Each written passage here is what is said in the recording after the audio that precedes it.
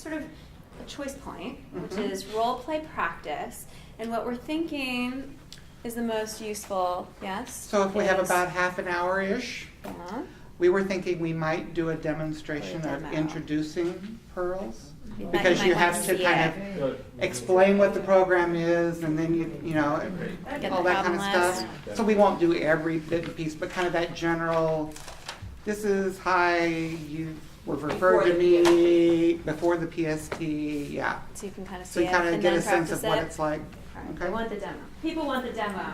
Yeah. Give the people what they want.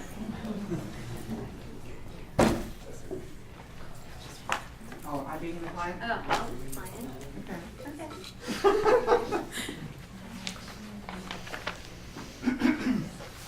I'm still working on the dog food. I'm still working on what? The dog food. Oh, the dog food from yesterday, kibble. Actually, I'm going to be the therapist this time. Okay. Ding dong. Come on in. Hi. Hi, Hi. Stacy. I'm Tom. Hi, Tom. So I'm here to work with you on the Pearls program. I guess you've had some phone conversations with Janice. Yeah, Janice has been telling me to do it for a while now. She just keeps saying she thinks I have depression, and she thinks this could really help me. And I think she's just a doll, so I thought I'd give it a try. That's good. So she's a good advocate for you. She reminds me of my daughter, who doesn't call me very often, so it's nice to have someone. Well, I hope that this will turn out to be the right recommendation from her. I hope so too. So I'd like to talk to you a little bit about Pearls and what it is and what you can expect, because it's a fairly structured program. So Pearls actually, it stands for the Program to Encourage Active Rewarding Lives. And the S is for seniors. Well, I'm definitely that. Okay. So that's exactly the idea, is that we want to encourage you to have an active and rewarding life. It's a process that helps you to figure out what kind of problems you have and to try to solve problems that can interfere with how you're feeling, with your happiness and your quality of life. It's different than other sort of therapies that you might have had or heard of before. I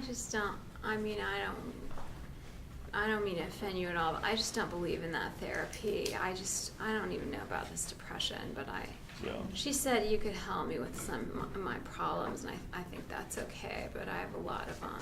Okay. So my goal is actually going to be to help you help yourself with your problems, but it's not therapy in the sense that people sort of have in the cartoons, with the client lying on the couch and the therapist asking questions and being thoughtful. Well, I don't know about cartoons, but I watched a couple shows where they had these there, and I just don't believe in that kind of. So it's going to be really different from that. Okay, So let me that's tell you a little bit how it's going to be. So we're going to be very much focused on today, here and now, how things are going, how you're coping with things.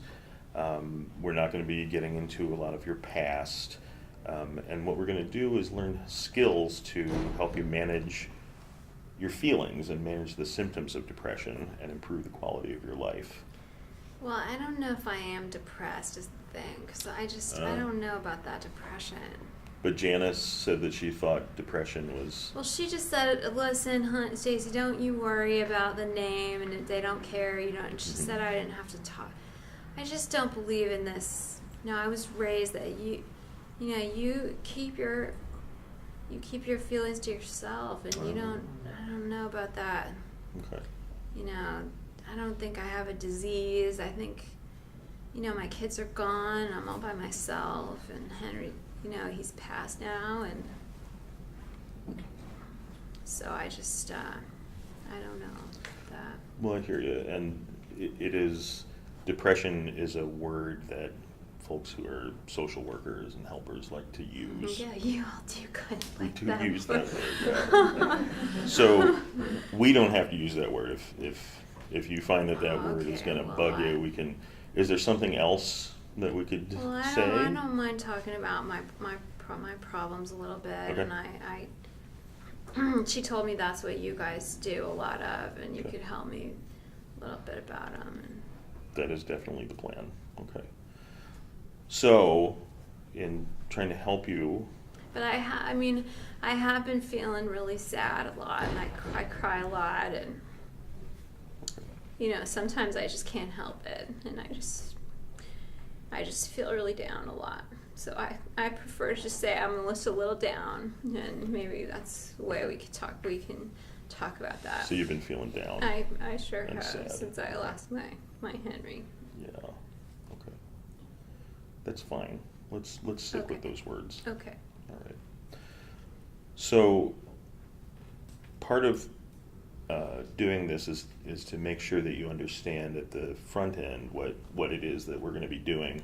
This is not a forever process. We're going to be seeing each other for 8 visits, and it's going to take place over 5 or 6 months. And I have this little sort of chart here that shows. Oh, that's kind of pretty with that. I know, mine is in green. color. So we're going to meet for 6 sessions, and then it's going to be structured that we're going to meet 3 weeks in a row, once a week, Okay. and then we're going to go to every other week for 2 sessions, Okay. and then we'll just meet once a month for 3 months. So you can see it's a Oh. kind of a process where I'll fade out. Okay. But you'll be learning how to do your own problem solving during that time. So generally the visits are about 1 hour. This one will be longer because Oh, okay. we're going to be We're gathering kinda getting started. some new information. Okay. And the idea is I'm going to teach you problem solving skills. So it sounds kind of abstract, but that's exactly what we're going to be doing. We're going to try to identify one problem at each visit and figure out a plan for dealing with it, and then you're going to have homework in between where you will be trying to do the plan that we made, and then the next time I see you, we'll check on it and see how it went.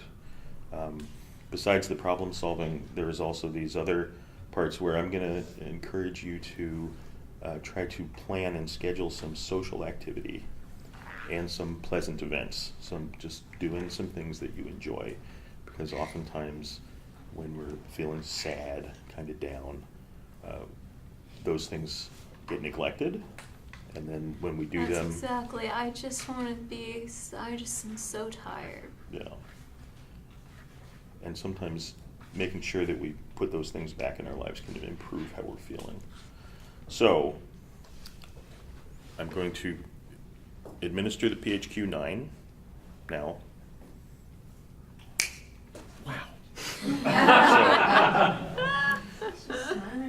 So we've just done the PHQ-9, and you can see, I tally this up, and we're going to be doing this each time we meet. We have a score at the bottom, and your score this week is XX. And as we do these problem-solving exercises and other things each week, we're going to be tracking how this score moves up or down, and hopefully down over time. These are symptoms. Symptoms are due to feeling sad, feeling down. That's why I'm so tired all the time. Right, and so Because I'm so sad. hopefully what we're going to do is relieve some of these symptoms, and then you may not feel so sad and down all the time. So one of the principles of the Pearls program is understanding that feeling down and sad is actually symptomatic of having unsolved problems. So I got a lot of those. yeah, and we have this neat little chart over on the wall that shows sometimes when you feel bad, you do less, and then that leads to more feeling bad and more doing less. I've actually got a little chart that shows it right here.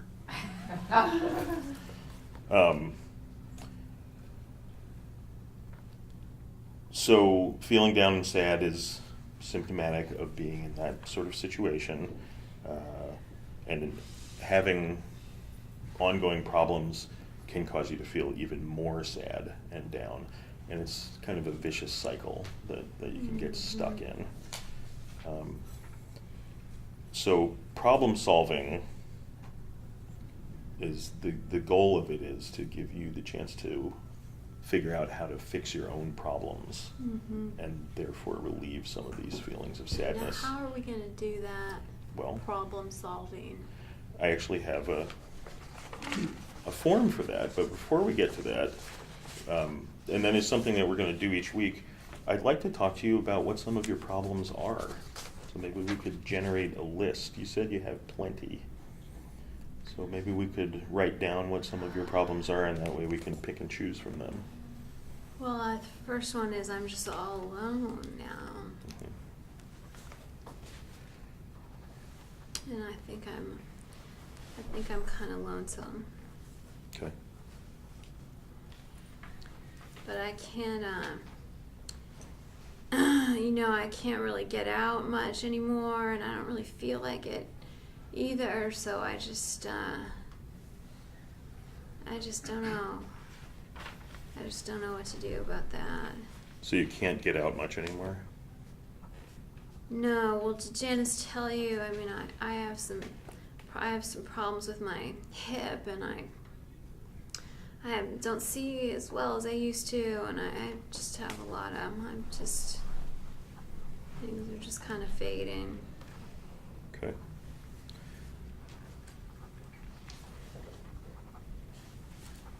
What kind of problems does that lead to? Your hip, for instance. Oh, well, I just can't move around the way I used to. Okay. So does that limit what you can do? They tell me I can do more, and I can start doing more, getting up and around, but I just don't know if it just seems like I'm too tired. That's another one. I'm too tired, and Too tired. don't sleep well anymore, and I get really nervous about every sound. I kind of wake up, and I'm just so tired. Okay. And I'm just not getting to the things anymore that I need to get to. Like you saw the yard coming up, it's just full of weeds, and the steps are kind of broken, and my son wants me to not even live here anymore. He thinks I'm getting on too much to be here by myself, but this is my home. I don't want to move out. Has he said what he place. wants you to do? Oh, he wants me to sell the house and go to some home. Of course, that's easy for him because he's all the way in Oklahoma, and he never calls, never visits. Okay, so is that a problem that we should list on here too? That's a real big problem. Okay.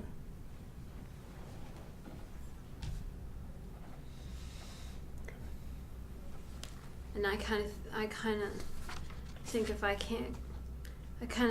he should have me come live there if he thinks I can't be here by myself. But Okay.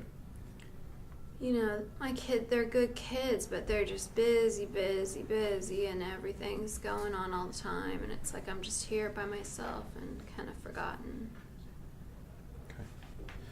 You said kids. Do you have? I have a daughter too. You have a daughter too. Mm-hmm. Is she also in Oklahoma? No, she's in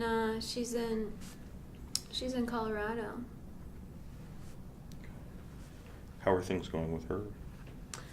Oh, she does real well. She tries to call, and she writes me little notes. And I have a grandson. I don't know if Patrick. Oh, uh-huh. Yeah, she sends me little pictures of him, and they come sometimes. But I understand too. They've kind of got their own lives, and it's just. She says, "Oh, Mom, you should go socialize with some other people, and don't they have senior classes?" But I'm just kind of used to doing things. Me and my husband, we just did everything together, and I just don't know about going out all by myself. And I just never did that. How recently did your husband pass away? He passed on last year. And I'm sorry, what did you say his name was? Henry. Henry. Okay.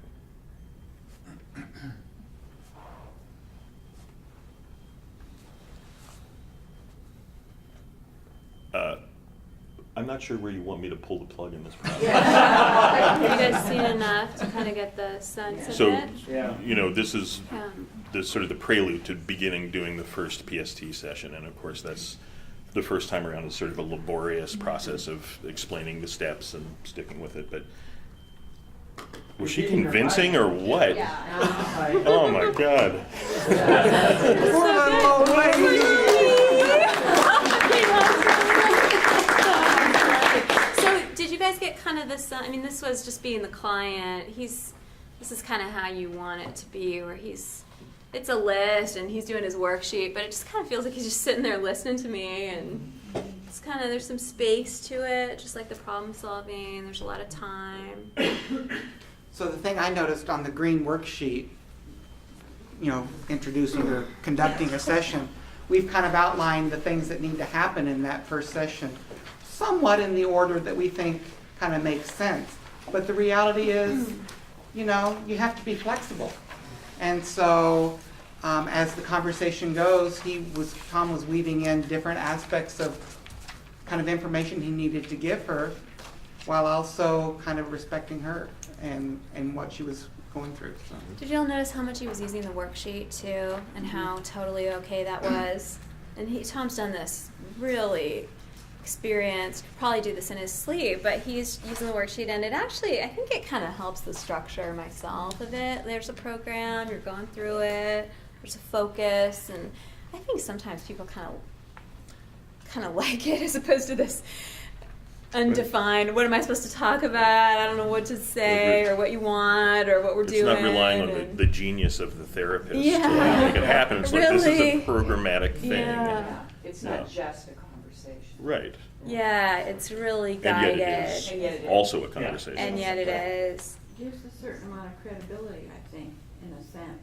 Don't you think? Right, because, I mean, I do really, too. who's going to trust me without this?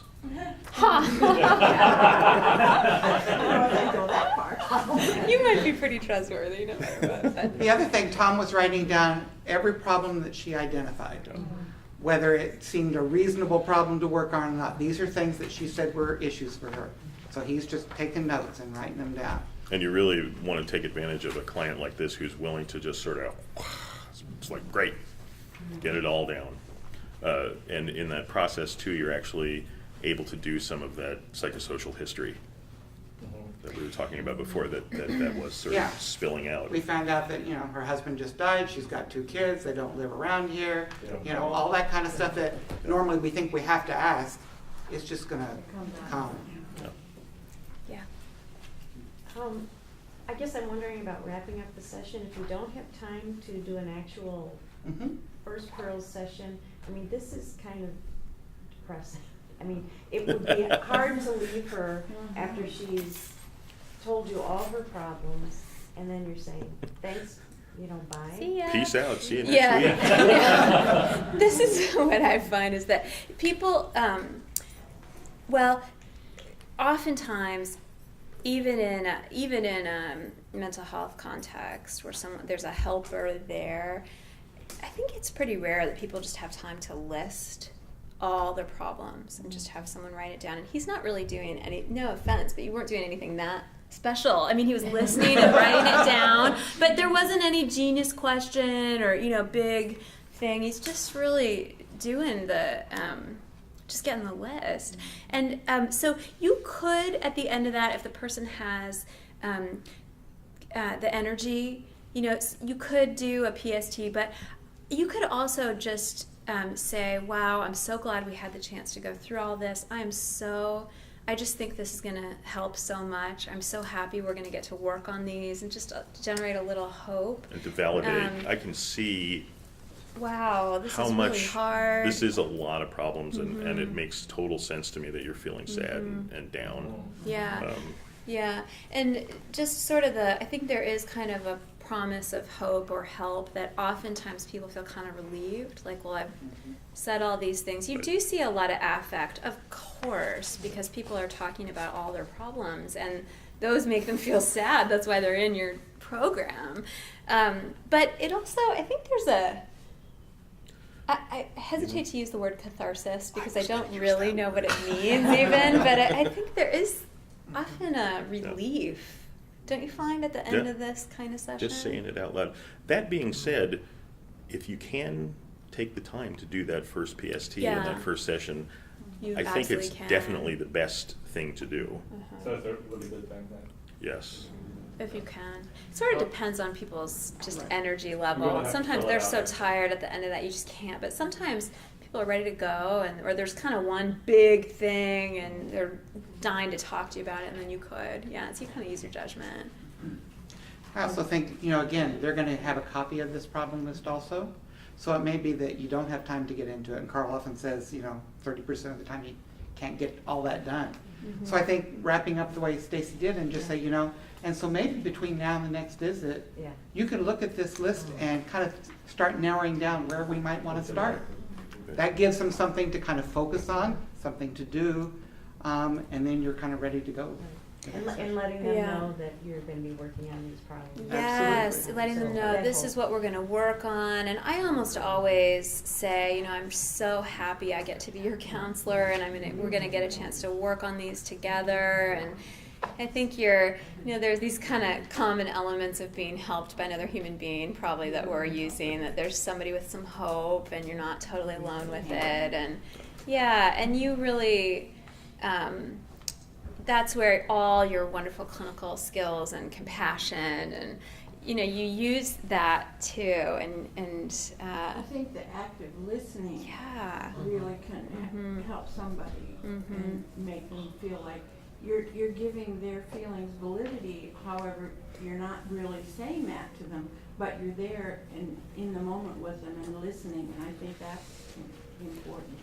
I find that Me it works too. better than actually saying, your feelings are valid.